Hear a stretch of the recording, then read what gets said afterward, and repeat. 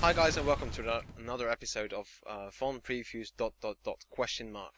Last week I did a preview on Dear Esther, and I also did a review of the same game. You can find links to that in annotations down below in this video screen. This week, however, I'll be focusing on a game called Wargame European Escalation.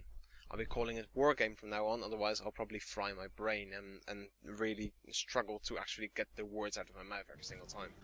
Wargame is a strategy game that goes really in depth from what I've seen.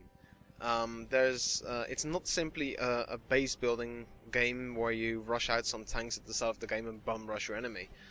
You actually have next to no base building at all. The only building you can place is a fob to resupply your units, but there's no actual conventional form of base building.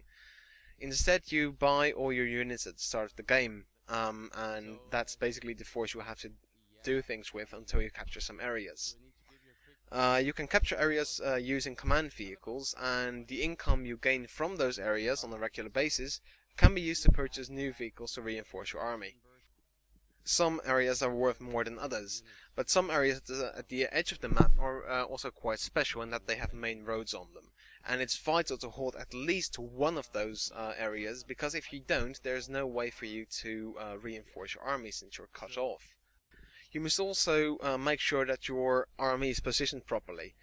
You want your tanks to be in a tree line as opposed to being in an open field, because if they're in an open field, they'll be easy prey for enemy units. While in a tree line, they not only have cover from the trees, but they're also concealed, so that the enemy won't spot them as easily. In turn, it's a really good idea to send out some recon as well, because you want to stay informed of your enemy's whereabouts and tailor your tactics and your strategy to meet his pushes and to meet his attacks. There's also a bit of a logistics system in this game, in that your units can actually run out of ammunition or get damaged, and in that case you need to send supply trucks to them so they can get repaired and resupplied. You have to be careful though, because if you send out your supply trucks without any escort and they get close to enemy units, they'll just be taken over and stolen from you, which is really annoying, but really handy of course for the enemy. The game will have a single-player campaign as well as a multiplayer feature. However, I personally think that the single-player bit of the game will be basically a glorified tutorial for the multiplayer. Although on the Wargame website it actually says that there's a really long single-player campaign, so they might prove me wrong on this. I simply do not know yet. Multiplayer, though, knows two game types that you can choose from.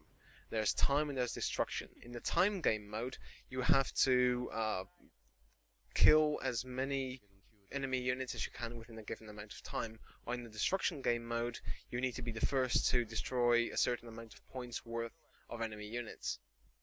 You can also change the units that you have available for purchase at the start of the game by changing around your deck. Your deck is basically a selection of units that you can choose from that is tailored exactly to your playstyle. There's also a leveling system in place in the game, and as you level up you get command stars. You can use those command stars to unlock new units. You were busy for quite a while because there's over 300 of them. The fact that there's so many playable units, and they all have quite a few stats available on both the website and in the game, it may be a bit much for a new person, a new player of this game to take in, and as such it might be that this game has a bit of a steep learning curve. There are so many considerations: unit placements, which units to take for your deck, recon, artillery, taking the right areas, all that kind of thing. And it's, I think for newer players, for beginners, especially people who are not all that used to strategy games, this might be a really tough game to get into. However, I think that if you get more experience, and if you get to know the ins and outs of this game, you will see some really intricate battles going on with really high level strategies, and especially if you have multiplayer with 4 versus 4, it's going to be, one, massive, and two, it's going to be really tough to really keep track of everything, and if you do it well, it's going to look amazing. Despite the rather steep learning curve and my inability to be really good at strategy games, I'm still really intrigued by this game because it goes so in depth, and more so than many other strategy games out there at the moment. I can't really think off the top of my head of any other strategy games that offer this kind of deep gameplay where you actually have to think of logistics as well as basically beating your enemy. The game will be available on the 23rd of February 2012, so in a few days. If you pre-purchase it on Steam though, or if you pre-purchase it at all, you get access to the multiplayer beta, which might be interesting to some of you. I think that's it for this week, so I'll see you next time. Next time I'll probably be previewing Mass Effect 3. Not that the game actually warrants an introduction, but I'm just really excited about it and I want to go wee!